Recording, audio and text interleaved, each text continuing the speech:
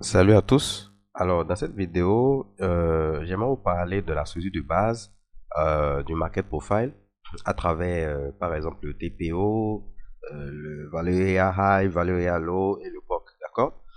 Alors, quand on parle de TPO, c'est en réalité une succession de lettres. Regardez, par exemple, ici, je suis sur le bon de trésor américain ZN, d'accord?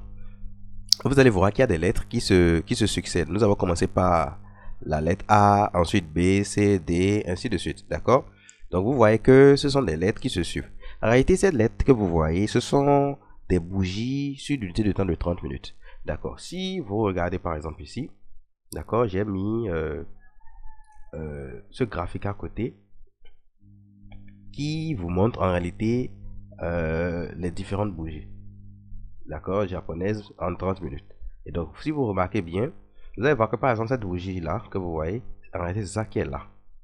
D'accord, ensuite, nous avons eu la lettre H, qui est cette bougie doji. D'accord, en réalité, vous devez aussi savoir que sur les TPO, nous avons les prix d'ouverture et de clôture. D'accord, en fonction des bougies.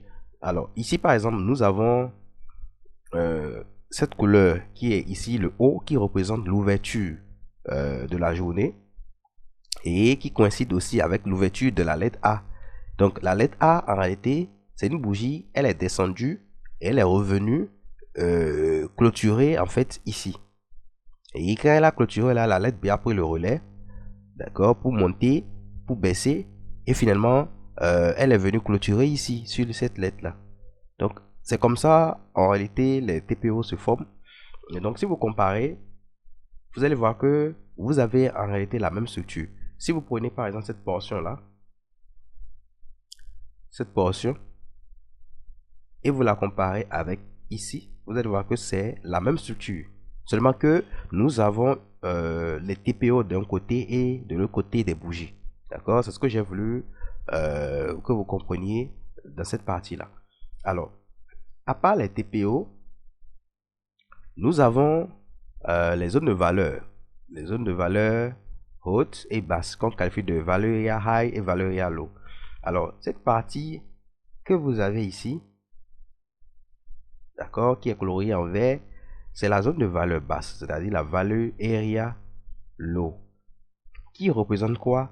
En réalité, c'est la zone de valeur basse du profile, d'accord, et ici, c'est la zone de valeur haute du profile, c'est-à-dire valeur area high.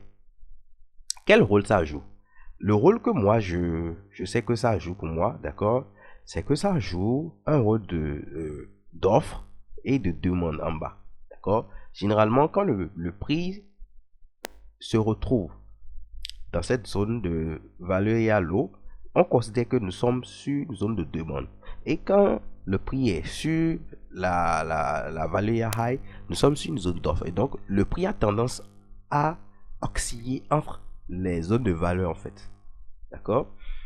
Donc, à part ça, nous avons la zone de valeur elle-même, d'accord, qui est ici, qui représente 70% du profil. La partie coloriée en gris. Toute cette partie-là, c'est la zone de valeur. C'est-à-dire, c'est la zone où il y a eu, en quelque sorte, le plus d'échanges sur cette journée-là. Et à part ça, nous avons cette ligne en jaune qui passe sur les différentes lettres, d'accord, qu'on qualifie de POC, qui est le prix où nous avons eu le plus d'échanges dans la journée, d'accord. Donc, vous avez les TPO qui nous forment la structure du profil. Nous avons la zone de valeur haute, la zone de valeur basse, qui nous donne des zones d'offre et de demande. Et nous avons le POC qui représente le prix où il y a eu le plus d'échanges. D'accord? Ce que vous devez comprendre, c'est que la zone de valeur basse, par exemple, elle commence dès ici, jusqu'en bas.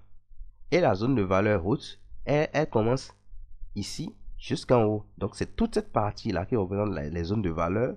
Et ici, c'est la zone de valeur elle-même. C'est-à-dire, en anglais, on parle de fair value. D'accord? Et donc, cette fair value, représente la zone où il y a eu le plus d'échanges. Et à l'intérieur de cette zone où il y a eu le plus d'échanges, vous avez le POC qui est là, qui nous fait comprendre où il y a eu, c'est-à-dire le prix où il y a eu le plus d'échanges.